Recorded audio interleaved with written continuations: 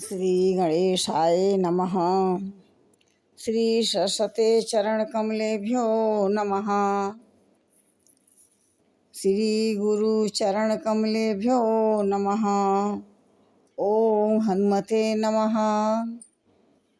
गुरु ब्रह्मा गुरु विष्णु गुरुदेवो महेश्वरः।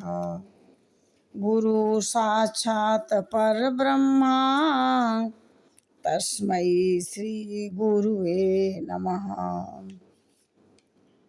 कबीरा खड़ा बाजार में सबकी मांगत खैर, ना काहू से दोस्ती ना काहू से बैर।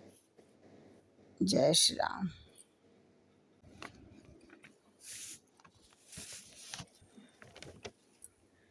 मोहि ले जाहु सिंधु तट देऊ, तिलांजलि ताहि दोहु।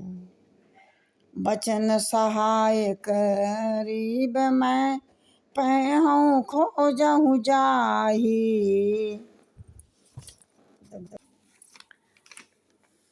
संपाति ने कहा कि मुझे समुद्र के किनारे ले चलो, मैं जटायु को तिलांजलि दे दूं। इसके बदले मैं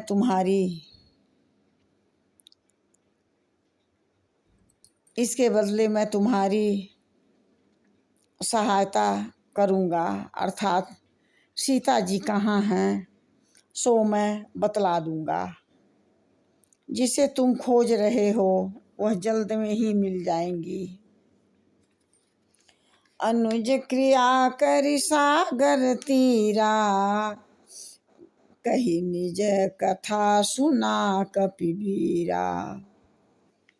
अनुज क्रिया करि सागर तीरा, कही निज कथा सुनहु कपिबीरा। हम दो बंधु प्रथम तरुणाई, गगन गए रवि निकट उड़ाई। समुद्र के तीर पर छोटे भाई जटायु की क्रियादाह आदि करके संपाति अपनी कथा कहने लगा कि हे वानर वीरों सुनो, हम दोनों भाई एक बार आकाश में उड़कर सूर्य के किनारे चले गए। तेज न सही सकी सो फिर आवा, मैं अभिमानी रवि नियर आया। जरे पंख अति तेज अपारा, पर भूमि कर घोर चिकारा। वह जटायु सूर्य का तेज नहीं सह सका, इससे वह लौट कर आया, किंतु मैं अभिमानी था इसलिए सूर्य के पास चला गया। अत्यंत अपार तेज से मेरे पंख जल गए। मैं बड़े जोर से चिल्लाकर जमीन पर गिर पड़ा। इस प्रकार से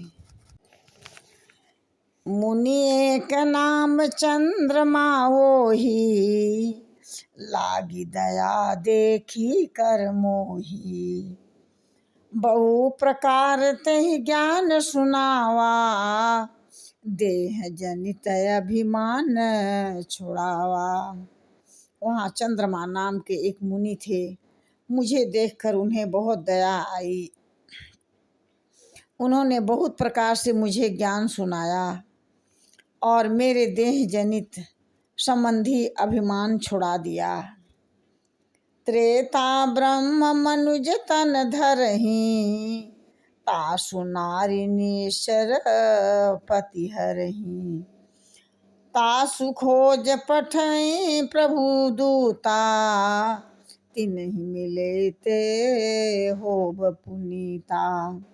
उन्होंने कहा त्रेता युग में साक्षात पर ब्रह्म मनुष्य धारण करेंगे। उनकी स्त्री को राक्षसों का राजा रावण हर ले जाएगा। उनकी खोज में परमात्मा श्री रामचंद्र जी दूत भेजेंगे, उनसे मिलने पर तू पवित्र हो जाएगा। इस प्रकार से जनी है जमी है पंख करस जन चिंता, तिन्हि देखाए देह सीते सीता। मुनि कई गिरा सत्य भई आजू, सुनि मम बचन करहूँ प्रभु काजू। तुम्हारे पंख उग जाएंगे, चिंता न करो। उन्हें तू सीता जी को दिखा देना। मुनि की वह वाणी आज सत्य हुई। अब मेरे वचन सुनकर तुम प्रभु का कार्य करो। गिरि चित्रकूट ऊपर बस लंका, तह रह रावण सहजय शंका। तह अशोक उपवन जहाँ रही, सीता बैठी सोच रत हई। कहते हैं कि चित्रकूट पर्वत पर लंका बसी हुई है। वहाँ स्वभाव से ही निडर रावण रहता है। वहाँ अशोक नामक एक उपवन यानी बगीचा है, जहाँ सीता जी रहती हैं। वे इस वक्त सोच में बैठी हुई हैं। मैं देखो तुम नाही, गिद्ध दृष्टि अपार। बूढ़ भयउ न त करतऊँ, कछुक सहाय तुम्हार। मैं उन्हें देख रहा हूँ, तुम नहीं देख सकते हो, क्योंकि गीत की दृष्टि बहुत अपार होती है, वह बहुत दूर तक जाती है। क्या करूं, मैं बूढ़ा हो गया हूँ, नहीं तो तुम्हारी कुछ सहायता अवश्य करता।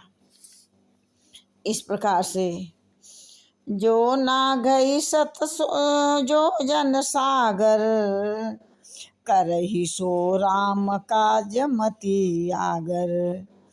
मोहि बिलोक धरऊँ मन धीरा, राम कृपा कस भयउ शरीरा।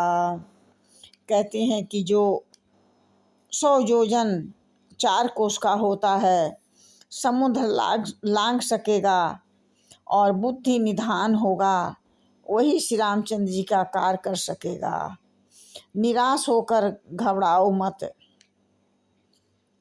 मुझे देखकर मन में धीरज रखो। देखो रामचंद्र जी की कृपा से देखते ही देखते मेरा शरीर कैसा हो गया, बिना पंख का बेहाल हो गया था, पंख उगने से सुंदर हो गया हूँ। इस प्रकार से पापी जाकर नाम सुमिरहि, अति अपार भव सागर तरहि। तासु दूत तुम तज कदराई, राम हृदय धरि करहूँ उपाई। कहते हैं कि पापी भी जिसका नाम स्मरण करके अत्यंत अपार भव सागर से तर जाते हैं, तुम तो उन्हें दूत हो। अतः कायरता छोड़कर परमात्मा श्री रामचंद्र जी की हृदय में धारण करके उपाय करो। जय श्री राम।